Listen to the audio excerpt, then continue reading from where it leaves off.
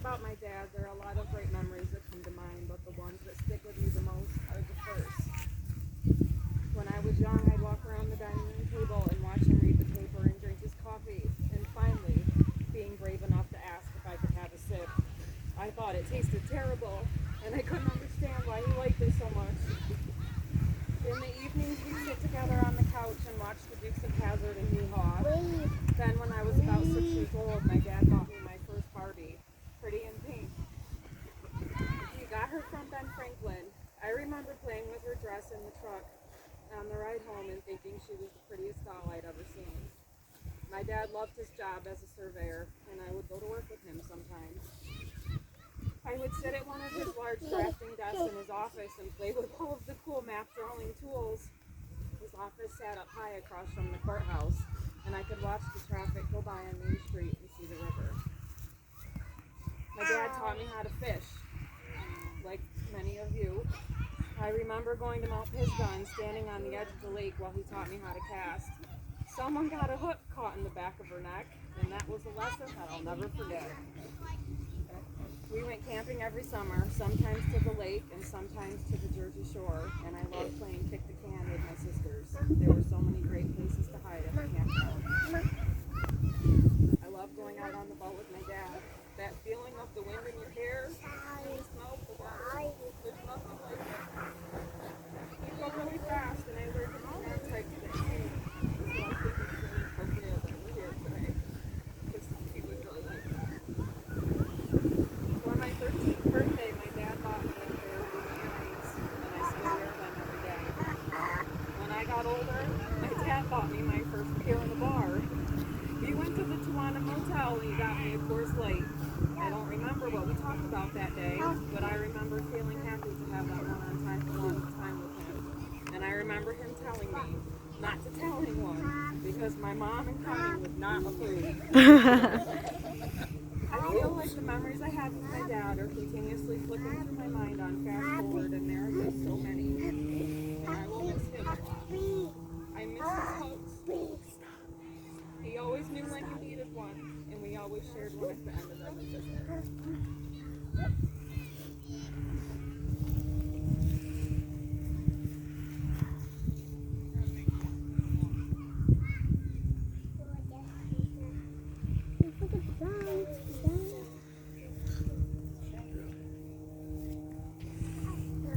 Julie talked about a lot of firsts. We're going to run into some more of them. This is the first time I've ever been here without Charlie. But everybody here, I guarantee you, has a memory of just you and him. And that's, you're the only one that shared it with me. Because he took time for everybody. And he always did. And that is something that I loved about him. Because he never didn't have time for anybody. He didn't care who it was. He loved like nobody I've ever seen. He loved us from the moment he met us, and I did not make it easy for him. I was awful. I remember. But he still loved you. He didn't, that never changed with him. You know, and today we're gonna go out on the boat because that was something some of the best times of my life were on the back of a boat, on a tube.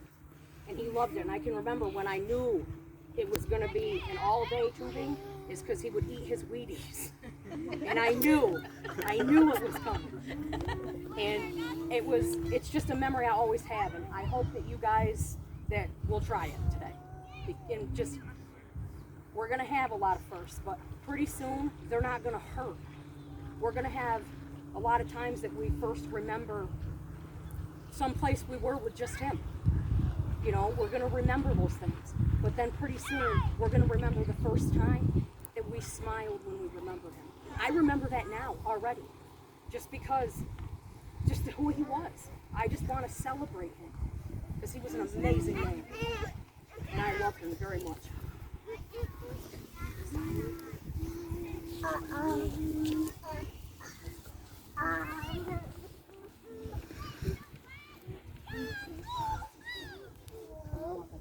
So I wrote mine down, but I got a call from Julie on Sunday or Monday. It said that he wasn't doing very good. just get down here. And on the plane ride here, I decided to write down all the things that my dad's taught me over the years. And I was gonna read them to him actually. I didn't really get a chance because he went so fast. But I wanted to read them to you guys just because, you know, if he hasn't taught you this, maybe you can learn from me, or just, we can all learn from each other, you know, and just be better people because of him. So here we go. Just treat people with respect because they deserve it. Everyone deserves it. Be a good man or be a good woman. Because the world needs a lot more good people these days. It seems like. Explore your surroundings. If anybody knows him, he was a surveyor. Enjoyed the outdoors. I walked up and down a bunch of mountains with him. We were driving in here. He literally surveyed the road on the way here. And I was like, damn, this guy's been everywhere. Work hard. And, have a sense of humor. He always knew how to make me laugh. We'd be driving down the road and he'd be like, oh crap, and like pretending like he was gonna go off the road, and I was like, oh, and then he was just messing around. Not afraid to be naked. I remember one time at the house, he was out in his robe, like checking the mail or something, and I'd be like Connie or somebody was like, Charlie, get your ass back in there. Turned around, opened up his robe, and went, woo! Be a father. If you're gonna bring somebody in this world, be there for them, whether they're yours or whether you get put into their life by just somebody you ended up loving. And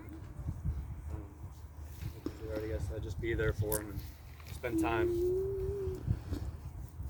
These aren't in any particular order. You know, learn how to do things yourself. You taught me how to change oil, how to drive manual for the first time. In Towanda, he put me on a hill like this, put the parking brake on, got out, and had me get there. And he's like, "All right, now go." I was like, "Crap!" So I had to figure it out, and that's how I learned how to drive manual. He was good at stuff like that. I didn't realize at the time how much that meant to me. We live in an automatic world now, and being able to do things with your own bare hands, it's good. Keep calm until it's time to speak up. Anybody that knows him, he was a pretty quiet man, unless he needed not to be. If you were out of line, like I saw it with Alvy and me, if you did something wrong, he's gonna let you know. But most of the time, he kind of let you go and let you make your own mistakes, let you do your own thing. But if you needed to speak up, you would, and you'd know it. Be strong for your family. I didn't realize how much of an impact he had until now, and I think I've always kind of known it, but it's amazing like how much of a father he was to all of us, and just what a figure. Like somebody so quiet had such a huge impact on like everybody. Love him for that. Don't be afraid to show emotion. He didn't show it too often, but I think I might have seen him cry maybe once or twice in my entire life, but it's for a good reason.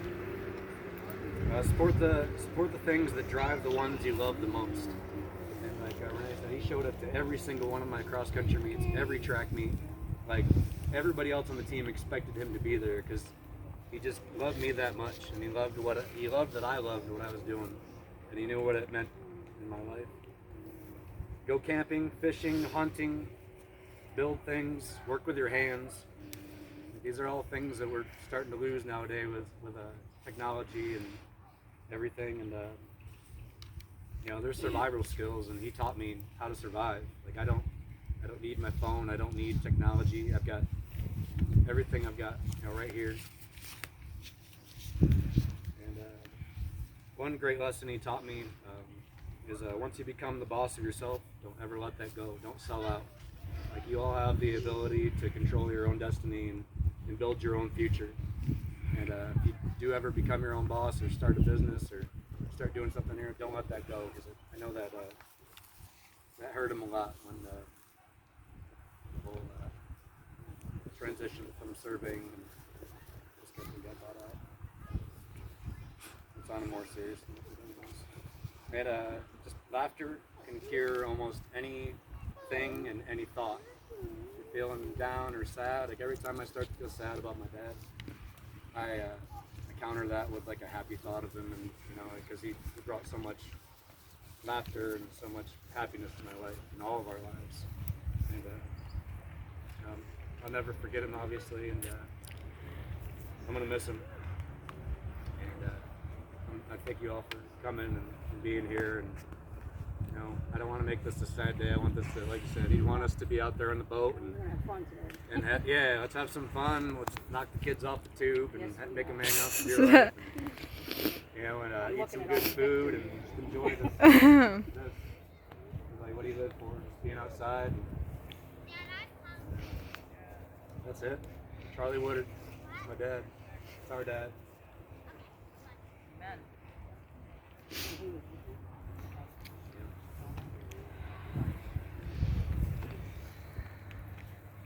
I'm gonna give it up to a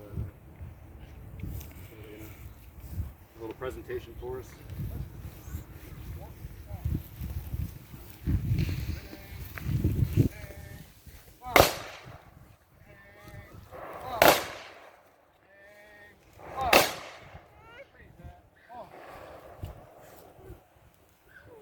You're okay.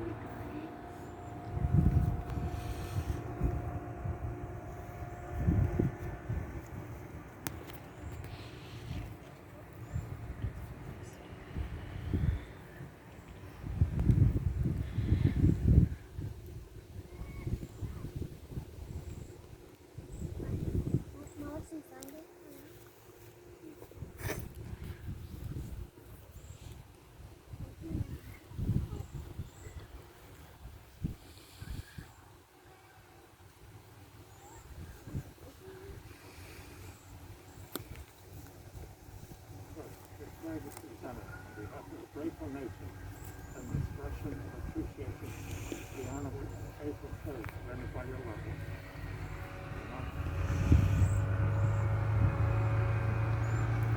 With you, the family and loved ones.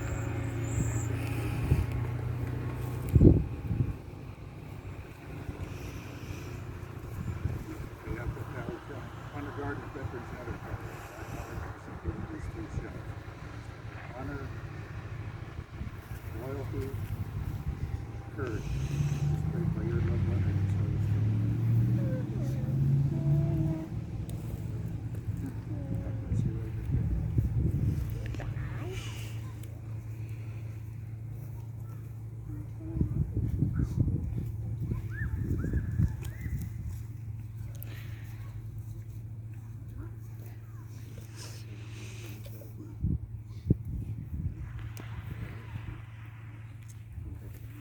I think we have enough for everybody. If everybody could go grab a, we're just gonna grab some flowers and just place them on the water or wherever you want, whenever you're ready, and probably grab some food after that. And try to enjoy the rest of our day here. And thanks again, guys, for coming out. And, Daddy, now? back up that ball, Mike. Mommy? Mommy, now? Can we go swimming? I want to go before.